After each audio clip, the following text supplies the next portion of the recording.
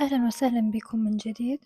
اليوم راح نتحدث عن موضوع يشغل بال الكثير من الرجال والنساء حول العالم، اللي هو الصلع الوراثي أو ما يعرف باسم ألوبيشيا أندروجينيتك. راح نتعرف سوا على أسبابه الحقيقية وشون يبدأ وكيف يمكن تشخيصه وأحدث طرق العلاج أو السيطرة عليه، بالإضافة إلى موانع استخدام بعض الأدوية المشهورة. فابقوا وياي للأخير. بالأول لازم نعرف ما هو الصلع الوراثي.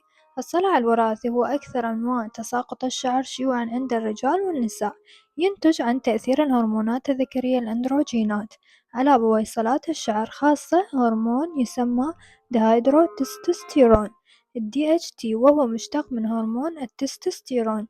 هذا الهرمون يؤدي مع الوقت إلى انكماش بويصلات الشعر تدريجيًا، فتصبح الشعرة أرق وأضعف إلى أن تتوقف عن النمو تمامًا. نجي على الأسباب والعوامل المؤثرة.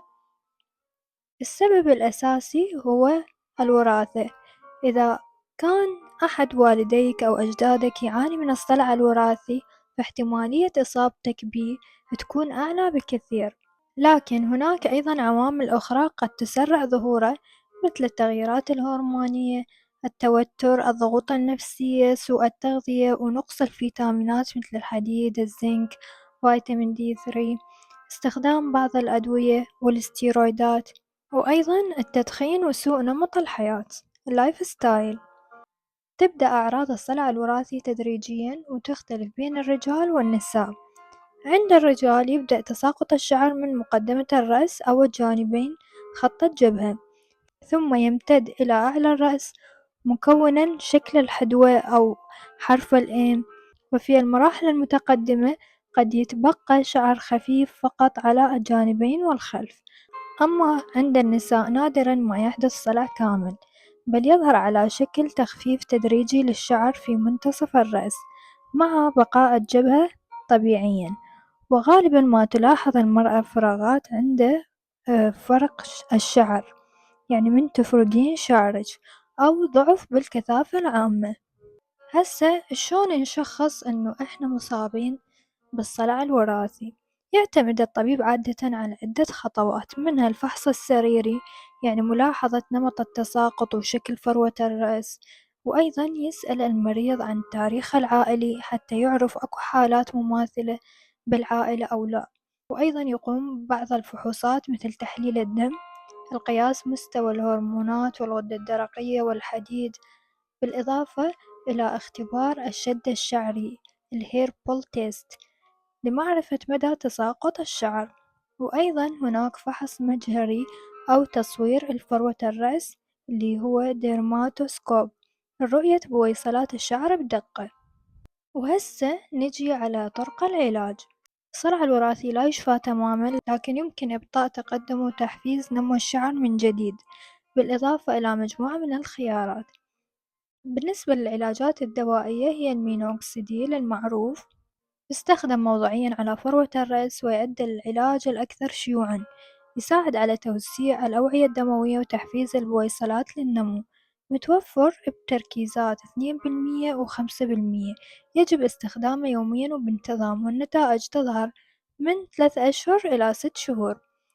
أما العلاج الثاني اللي هو فيناستيرايد، يستخدم عن طريق الفم للرجال فقط، يعمل على تقليل إنتاج هرمون ال DHT اللي يسبب انكماش البويصلات، ويحتاج إلى استخدام طويل المدى للحفاظ على النتائج. أما بالنسبة للنساء ممكن يستعملن السبيرونولاكتون أو موانع حمل هرمونية لتقليل تأثير الأندروجينات. أما بالنسبة للعلاجات الحديثة، هي ممكن نعمل جلسات بلازما اللي يتم فيها سحب دم المريض ويفصل البلازما وتنحقن بفروة الرأس حتى تحفز البويصلات، أو العلاج بالليزر منخفض الشدة. يستخدم أجهزة ضوء لتحفيز الدورة الدموية ونمو الشعر. أو العملية الأخرى هي زراعة الشعر، الخيار الأخير للحالات المتقدمة اللي ما تستجيب للعلاج، حيث تنقل بويصلات نشطة من مؤخرة الرأس إلى المناطق الفارغة. هاي العلاجات الموجودة حديثًا. هي عن طريق الحقن وعن طريق الليزر، وفي حال ماكو استجابة زراعة الشعر. أما بالنسبة لموانع استخدام العلاجات، قبل البدء بأي علاج يجب استشارة الطبيب المختص، لأن هناك حالات لا ينصح فيها ببعض الأدوية. المينوكسيديل لا يستخدم عند وجود جروح أو التهابات في فروة الرأس، وكذلك ممنوع للحامل والمرضع دون استشارة الطبيب، كما قد يسبب تهيجًا أو حكة مؤقتة.